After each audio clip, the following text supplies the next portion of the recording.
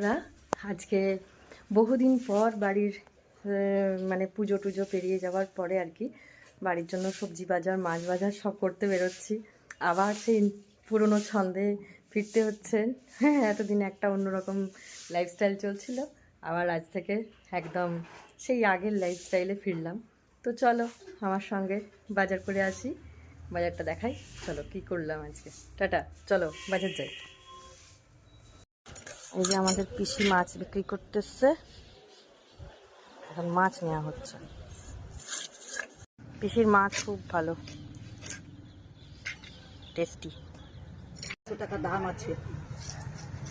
মাছ নেওয়া কমপ্লিট হয়ে গেছে, চলো আবার বাকি কাজগুলো করি।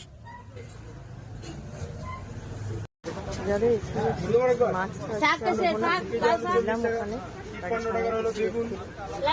মাছ 93 টাকা 30 টাকা মূল্য, 93 30 23 টাকা 23 টাকা